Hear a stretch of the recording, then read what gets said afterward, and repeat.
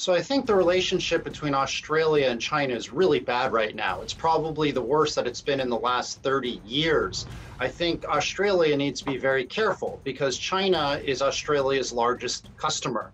38% of Australian exports, from iron ore to wine to beef to dairy products, are actually exported to mainland China. So China, by far and away, is Australia's largest customer. So the tension that you have between the two countries just doesn't make any sense. Well, I think there are a number of problematic areas that are causing tension between Australia and China.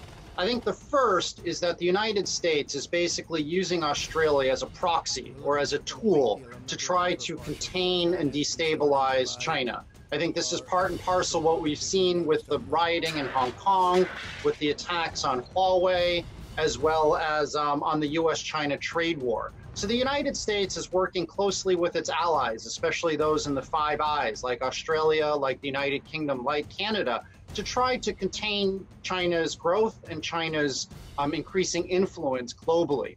So I think the first thing is Scott Morrison is basically a lapdog of Donald Trump, the president of the United States, and is just getting out in front and criticizing China. I think that's one part. The second part is there is a lot of xenophobia and yellow peril racism in Australia. I think it's always been there, but it's just starting to emerge publicly. It's become more acceptable for people to be xenophobic. And what you start to see is a lot of Australian think tanks, like the Australian Strategic Policy Institute, or ASPI, which is run by a man named Peter Jennings. They have analysts like Vicky Xu, as well as Fergus Ryan, who are really exaggerating and sensationalizing some of the actions that China's government is doing in the South China Sea or in Xinjiang, and they're using it to attack and criticize China. Now, why does ASPI do this? There are really two reasons. Their main funding comes from foreign governments like Mike Pompeo, the United States State Department, as well as weapons manufacturers like Raytheon.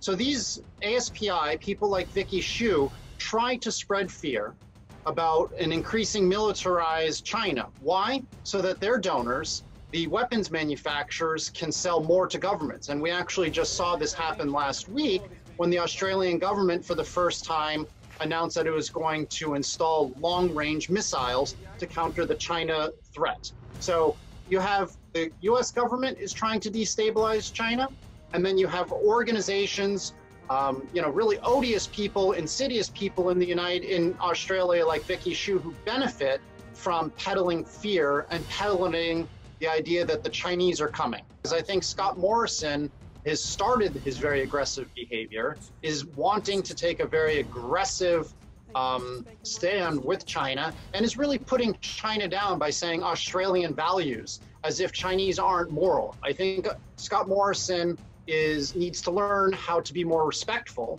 and needs to have a better idea of what's actually happening on the ground in China.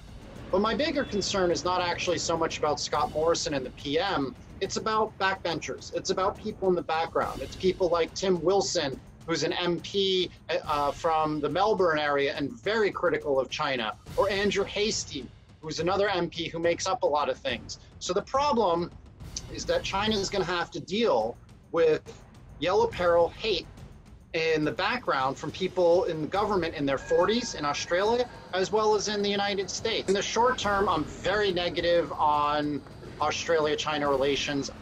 I think in the long term, there's more reason to be hopeful because Australia and China are natural trade partners. I think tension between the two countries, frankly, is just stupid.